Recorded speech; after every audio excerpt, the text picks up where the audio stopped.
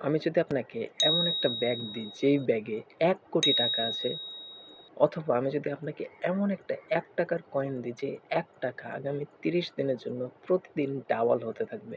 অর্থাৎ ১ম দিন ৳১, পরের দিন ৳২, তারপরের দিন ৳৪ এইভাবে। আপনি কোনটা সিলেক্ট করবেন? বেশিরভাগ মানুষই অপশন ১ সিলেক্ট করবে। কারণ ৳১,০০,০০,০০০ অনেক টাকা। কিন্তু ৳১ ৩০ দিন ডাবল হলে আর কত টাকাই হবে? কিন্তু এখানে আপনি ভুল করবেন। কেন ভুল করবেন? চলেন দেখা যাক।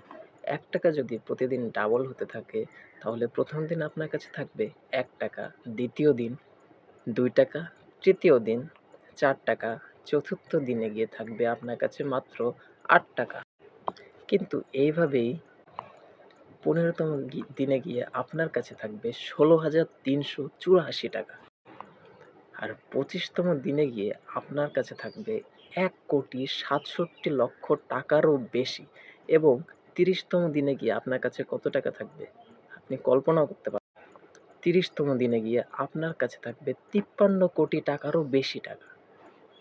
তাই এইভাবে যখন আমরা ধীরে, ধীরে একটা জিনিসকে বাড়াতে থাকি, সেটার রেজাল্ট এতটাই অকল্পনীয় হয় যে আমরা ভাবতেও পারি না। আপনার জীবনেও যদি আপনি ছোট, ছোট পরিবর্তন কিন্তু প্রতিদিন আনতে থাকেন, এইভাবে হঠাৎ করেই এমন একটা রেজাল্ট পাবেন যেটা আপনি ভাবতেও পারবেন না।